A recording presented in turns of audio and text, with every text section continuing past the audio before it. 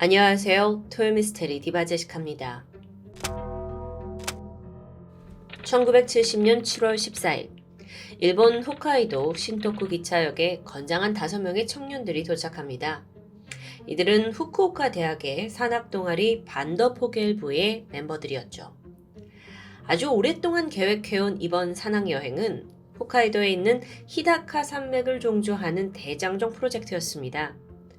이 산맥이 홋카이도의 등뼈 같은 것인데 코스가 꽤 길고 험준해요. 그래서 일본 산악인들 사이에서는 마치 우리에게 한국의 지리산 종주 같은 느낌처럼 언젠가 꼭 해보고 싶은 버킷리스트처럼 여겨지죠. 구성원들을 보니까 20살이었던 타케스에 카즈토시, 이 사람이 거의 리더격이었고요. 22살의 타키슌지, 또 19살이었던 코로기 모리오와 니시 요시하루, 그리고 가장 어린 막내 18살의 카와하라 요시타카였습니다. 이들은 본격적인 동반을 하기에 앞서서 신토쿠에 있는 한 파출소에 들렸고 자신들의 동반 계획서를 제출합니다. 그리고 같은 날 오후 드디어 첫걸음을 내딛게 되죠. 시작은 순탄했습니다. 어차피 이게 하루 이틀에 끝날 여행이 아니에요. 그래서 대원들은 히다카 산맥의 절경과 자연을 만끽하면서 산에 올랐고요. 그렇게 무려 11일간의 순조로운 등산이 이어졌습니다. 그러던 7월 25일, 5 청년들은 이 코스의 끝자락인 카무이의 쿠치카우시 산에 도착합니다. 여기서 하룻밤을 머물 예정이었기 때문에 평평한 분지를 찾았고 텐트를 치게 되는데요. 당시 시각은 4시 반쯤이었죠.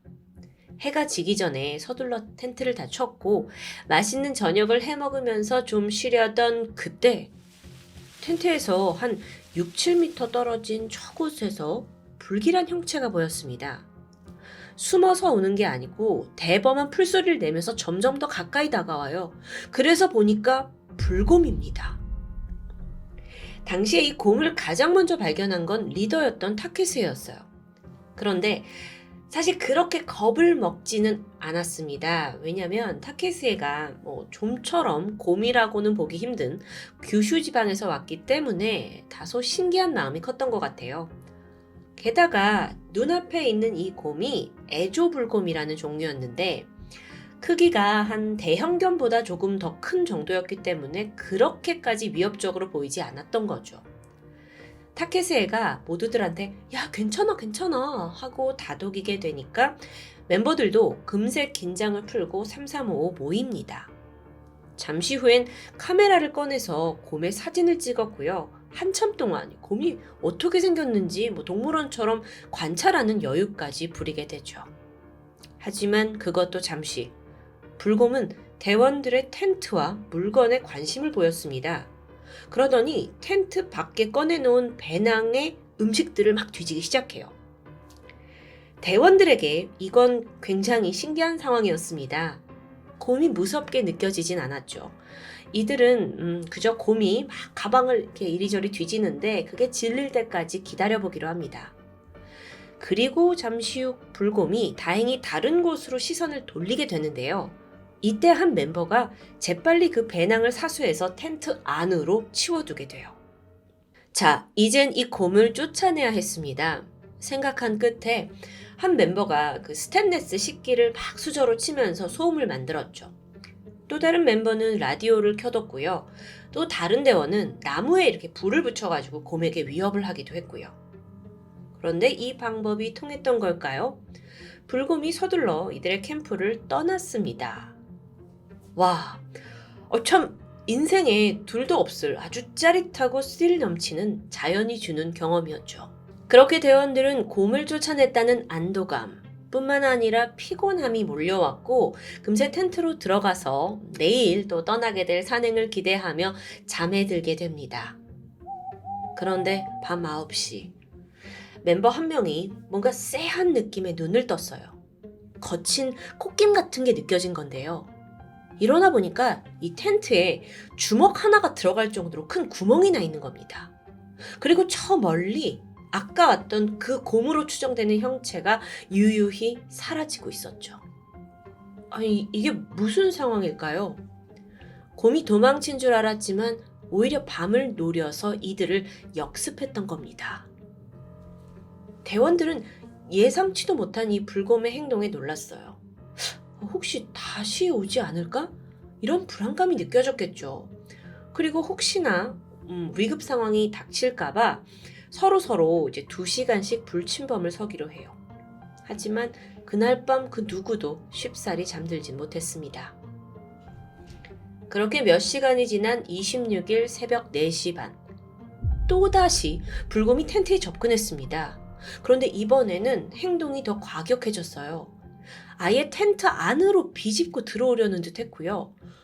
공포에 휩싸인 멤버들은 일단 안간힘을 다해서 텐트 뼈대를 붙잡고 버티게 되죠. 불곰은 5분간 집요하게 텐트를 끌어당겼습니다. 이 대원들도 애를 쓰면서 막았지만 결국 텐트가 쓰러져요. 자, 그리고 나서 보니까 곰이 그토록 끈질기게 노린 건 아까 그 낮에 뺏겼던 배낭입니다. 곰은 가방에만 관심이 있어요. 그래서 안을 뒤졌던 거고요. 되려 이 대원들한테는 별 관심을 보이지 않는데요. 그 길로 이 5명은 짐을 내비두고 일단 캠프를 빠져나왔죠. 이제 어떻게 해야 할까요? 이번 대장정은 산악 동아리 대원들에게 마치 훈장과도 같은 버킷리스트였습니다. 그만큼 종주 자체를 지금 와서 포기할 수는 없었어요. 게다가 거의 끝이 보이고 있는데요.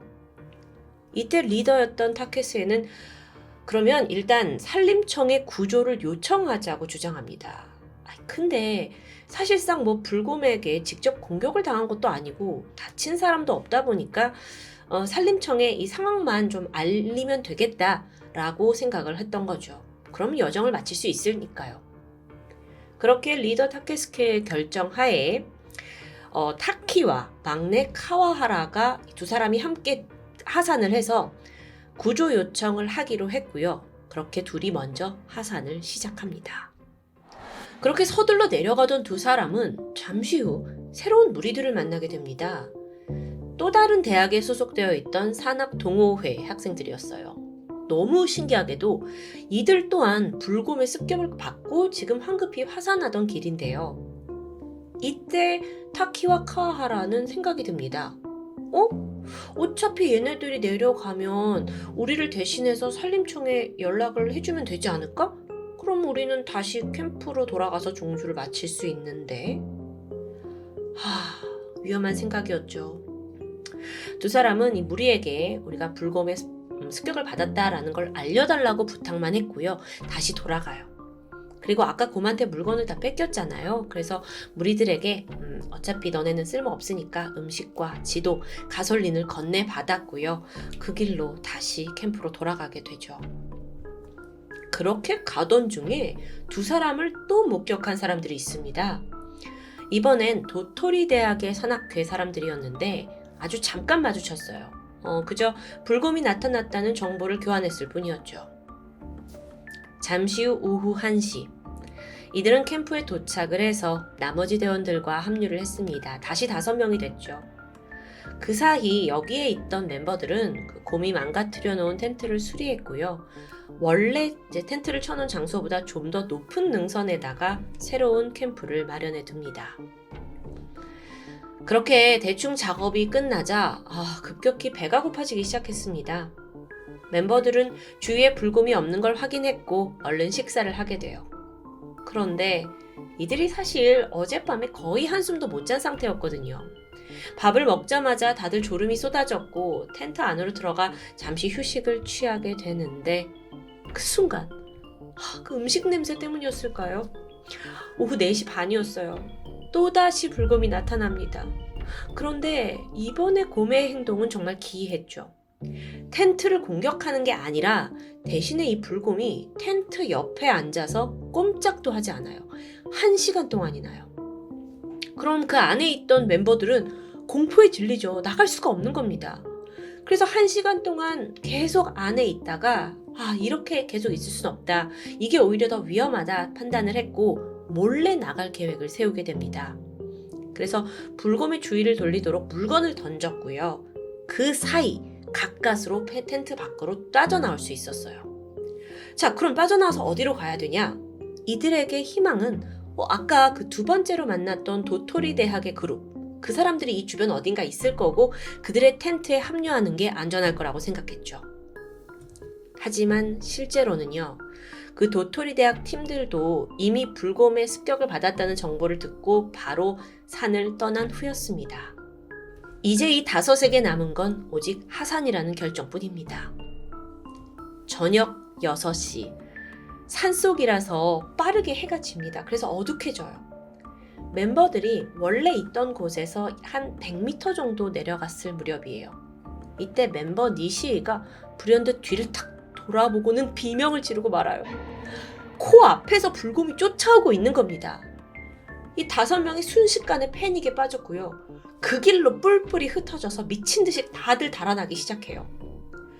이때 불곰은 유독 막내 카와하라만을 집요하게 쫓아갔습니다. 다들 막 숲 어딘가로 도망을 쳤죠. 그리고 그때 암흑 속에서 악! 하는 카와하라의 비명이 들렸습니다. 자, 막내를 마지막으로 목격한 건 리더 타케스였어요. 정신없이 도망가던 길에 딱 마주치게 된 거예요. 근데 보니까 카와하라는 이미 다리를 절뚝여요. 피가 흘리고 있었죠. 습격을 받은 겁니다. 그리고 나서 타케스도 도망쳤고 카와하라의 행방은 묘연해졌고요. 이때 사라진 부원이 한 명 더 있습니다. 코오록이었어요. 남은 3사람이 이름을 막 부르면서 코오록이 어딨어? 이러면서 찾아다녔는데 한참을 그러다가 저 멀리서 다 여기 있어! 하는 음성이 나지막히 들렸습니다. 하지만 그 딱 한 번의 음성을 마지막으로 코오록이는 더 이상 보이지 않았죠. 자, 이제 남은 건 타케스에와 타키, 니시예요. 그들은 다른 그룹에 어쨌든 도움을 요청해야 했고 그래서 불을 피우게 되는데요. 호루라기도 불면서 위치를 알리게 되죠. 하지만 구조는커녕 여기는 인적조차 없었습니다. 결국 밤새 두려움에 벌벌 떨던 3명은 암벽 높은 위로 올라가서 밤을 지새게 됩니다. 7월 27일 이른 새벽이 밝았습니다. 이날따라 안개가 굉장히 짙게 껴 있었어요. 그래서 바로 앞에 있는 이 대원도 조금만 더 그 시야를 벗어나면 보이지 않을 정도로 아주 짙은 안개였죠. 그럼 이 상황에서 지난밤 사라진 멤버들을 찾기란 불가능에 가까웠습니다. 그래도 포기는 하지 않았고요. 아침 8시까지 계속 이들의 이름을 부르면서 찾아 헤맸지만 소득은 없었죠. 결국 3사람만이라도 일단 하산하기로 결정합니다. 그렇게 뿌연 안개 속에서 일단 산 밑에 쪽으로 그냥 하산을 하던 중에 맨 앞에 걷고 있던 리더 타케시에가 갑자기 얼어붙었습니다. 눈앞에 겨우 2-3m 떨어진 가까운 곳에 불곰이 또 나타난 겁니다.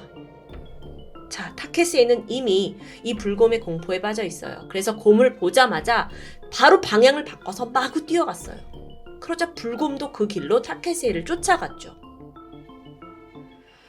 와, 자, 이 안개 속에 한 치 앞도 보이지 않는 이 숲속에서 타키와 니시 2사람만 남았습니다.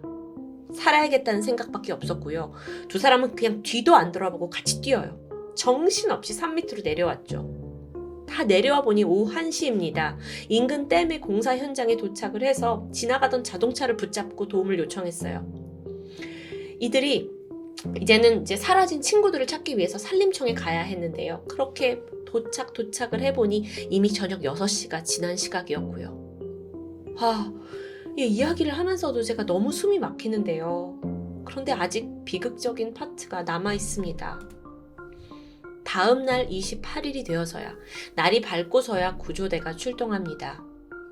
사라진 3명이 무사히 돌아오길 바랬지만 안타깝게도 구조대가 찾은 건 처참한 몰골로 이미 숨이 끊어진 3명의 시신이었죠. 막내 카와하라, 코오로기, 그리고 리더 타케스에까지. 당시에 정말 형체를 분간하기 어려울 정도로 너무나 심하게 훼손되어 있었다고 해요. 옷이 다 찢겨져 있는 건 당연했고 얼굴 반쪽이 사라지고 코와 귀가 뜯겨져 있었고요. 그리고 이들 모두 엎어져서 쓰러진 상태로 발견이 되었는데 예상컨대 도망을 치다가 뒤에서 불곰에게 습격을 당했고 그러면서 이제 엉덩이 쪽 둔부와 항문부가 물어 뜯겨서 과다출혈로 사망한 것으로 추정됩니다. 너무 끔찍하죠. 한편 이 구조팀은 먼저 하산했던 도토리 대학 산악팀, 걔네들이 버리고 간 텐트를 하나 발견하는데요. 그 안에서 믿기 힘든 쪽지 하나가 나오게 되죠. 보니까 코오로기가 간신히 이 캠프를 찾아와서 혼자 몸을 숨기고 있다가 남겨둔 메모였습니다. 겨우겨우 피신을 해서 여기서 하룻밤을 보낸 거예요. 그런데 쪽지 안에는 그가 사망하기 전까지 느꼈을 그 극한의 두려움이 고스란히 남아있었죠. 5시 30분 곰이 쫓아왔다. 카와하라가 당한 것 같다.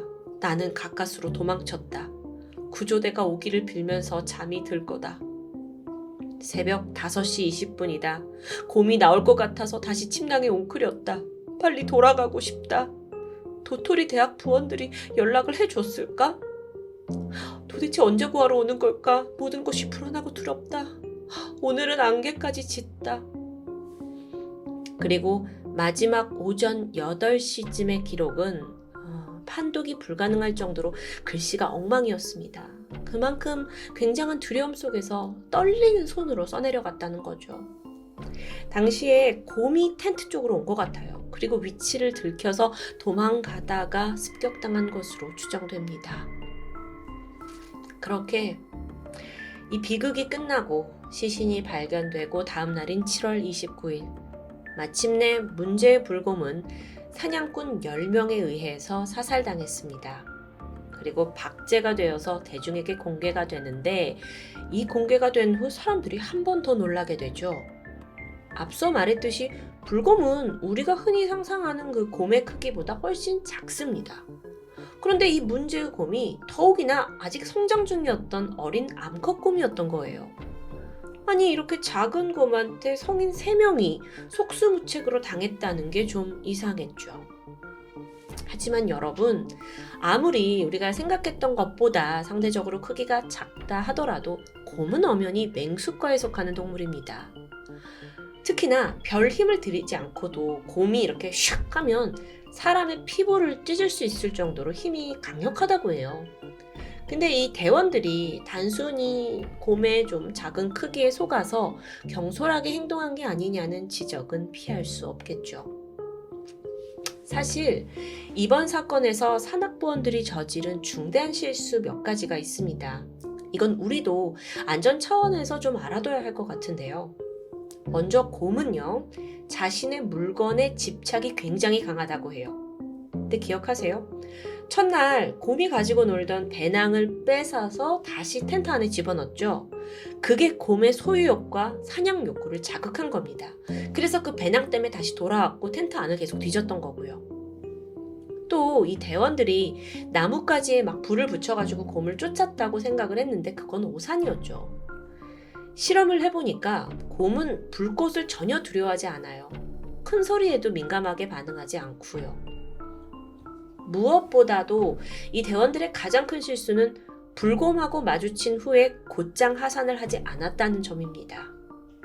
물론 종주를 하는 게 오랜 꿈이었죠. 게다가 이미 12일 정도 등반을 했기 때문에 마지막 피날레 두고 포기한다는 거 쉬운 거 아닙니다. 하지만 아시죠? 세상에서 목숨보다 귀한 건 없습니다. 사실 이들이 도망칠 때도 주의해야 했었던 점이 있어요. 곰은 등을 보이고 도망치는 것을 쫓는 습성이 있다고 해요. 자, 등을 보이고 도망가면 안 된다는 건데 심지어 이 곰이 시속 70km의 엄청난 속도를 낼 수 있는 동물이거든요. 그래서 인간이 막 뛰어가가지고 곰을 따돌린다는 건 상식적으로 불가능한 일입니다. 그런데 만약 여러분이 산에서 곰을 만났고 도망칠 수밖에 없는 상황이라면 차라리 이때 곰의 호기심을 이용해야 한다고 하는데요. 관심을 다른 곳으로 돌리기 위해서 물건 등을 집어던지는 행위가 될 수 있겠죠. 근데 사건 당시 대원들은 모두 다 하나같이 등을 보이고 도망쳤고 결국 다 뒤에서 습격을 당하고 말았습니다. 마지막으로 잘못 알려진 상식 중에 곰이 나타나면 죽은 척을 하면 된다라는 이야기가 있는데요. 물론 운 좋게 살아남을 수도 있지만 곰이 오히려 이게 정말 죽었는지 확인하기 위해서 이빨로 뜯거나 발로 짓누르는 수가 있다고 하네요. 자, 다시 사건으로 돌아와서 갑자기 의문이 들었습니다. 문제의 불곰은 왜 그렇게 끈질기게 이 대원들을 공격했던 걸까요? 곰을 사살하고 나서 위장을 살펴봤는데 사람을 먹은 흔적은 없습니다. 따라서 전문가들은 이 곰이 인간을 먹으려고 사냥 행위를 한 게 아니라 그저 일종의 놀이를 한 거라고 추정합니다. 그래서 더 안타까웠는데요. 곰한테는 그냥 그 배낭에 있는 게 신기했고 인간들이 있으니까 이렇게 장난을 친 건데 그 인간이 받게 되는 고통과 피해는 돌이킬 수가 없게 된 거죠. 사망한 학생들 18살에서 20살까지 꽃다운 청년들이었습니다. 끔찍한 사건 이후 이 시신이 발견된 위치에는 세 사람을 기리는 위령비가 세워졌습니다. 그리고 1년 뒤에 이들이 머물렀던 인근에서 우연히 그들이 찍었던 사진의 필름이 발견돼요. 그래서 이날을 해보니까 사진 속의 대원들 표정 막 밝고 설렘과 기대가 가득했죠. 이 사진이 오히려 더 많은 사람들을 먹먹하게 만들었습니다. 오래전부터 꿈꿔왔던 청년들의 꿈의 등반. 이게 한순간에 살아남은 자와 죽은 자를 가리는 평생 씻을 수 없는 악몽이 되어버렸습니다. 이걸 계기로 당시의 산림청은 곰에 대한 주의를 주고 또 목격 정보를 적극적으로 알렸어요. 그리고 또 문제의 불곰 그 박제한 걸 걸어가지고 경각심을 주고 있고요. 지구를 함께 공존해서 살아가고 있는 인간과 동물입니다. 혹여나 인간이 이 모든 것에 우위에 있다는 오만함은 당연히 떨쳐버려야겠죠. 늘 자연 앞에서 겸손하고 조심해야 함을 상기시켜주는 그런 사건이었습니다. 토요미스테리 디바제시카입니다.